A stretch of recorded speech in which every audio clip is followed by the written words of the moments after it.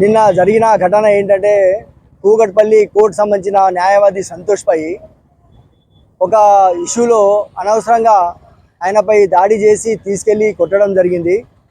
అది ఇలా రాష్ట్రంలో అనేక చోట్ల జరుగుతూనే ఉంది.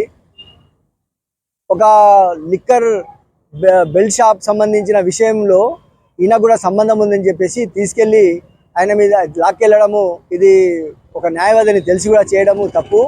కాబట్టి న్యాయవాదుల మీద అంటే ఇక్కడని కాదు, మొన్న జనగాంలో జరిగింది, కొత్తగూడెంలో జరిగింది, మొన్న కామారెడ్డిలో జరిగింది, అంటే ఇలా అనేక చోట్ల న్యాయవాదులపై దాడులు జరుగుతూనే ఉన్నాయి. ఇటు పోలీసులు కానివ్వండి లేదా ప్రైవేట్ వ్యక్తులు కానివ్వండి ఏదో రకంగా న్యాయవాదులపై దాడులు చేస్తూ ఉన్నారు. ఇది చట్ట విరుద్ధము.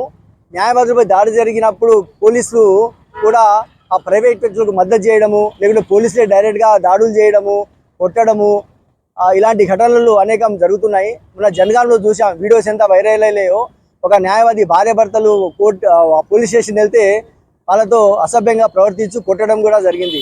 అంటే ఇట పోలీసులే చట్టాన్ని రక్షించాల్సింది పోయి ఈ న్యాయవాదులు ఏదైతే చట్టాన్ని కోసం పనిచేస్తూ ఉన్నారో, ప్రజల కోసం పనిచేస్తూ ఉన్నారో, వాళ్ళ క్లయింట్ల కోసం పనిచేస్తున్నారో వాళ్ళ మీదనే పోలీసులు అమానుషంగా దాడులు చేసి కొట్టడం అనేది ఇది అన్యాయము.